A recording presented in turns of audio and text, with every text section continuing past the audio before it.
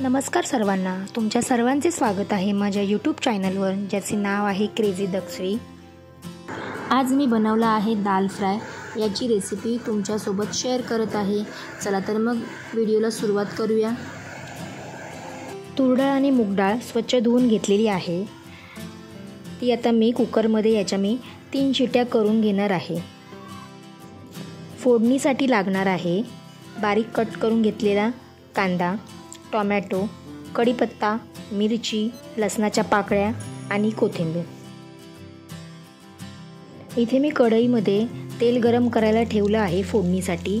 यामध्ये आता मोहरी, जिरं, हिरवी मिरची, 1 संकेश्वरी मिरची, कढीपत्ता, लसणाच्या पाकळ्या व्यवस्थित असं तेलावरती परतवून घ्यायचे आहे। त्यानंतर इथे हिंग ॲड करून घेतलेला आहे।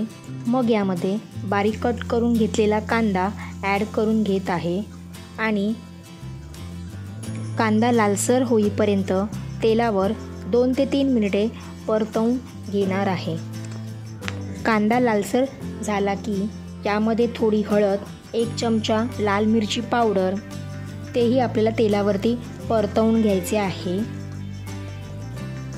यामध्ये आता टोमॅटो ॲड करून घेत आहे आणि 2 ते 3 मिनिटे व्यवस्थित टोमॅटो मऊ होईपर्यंत शिजवून घ्यायचा आहे।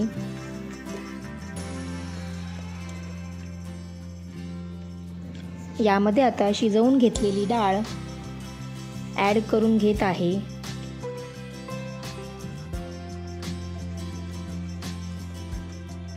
आणि गरजेनुसार पाणी ॲड करून घ्यायचे आहे।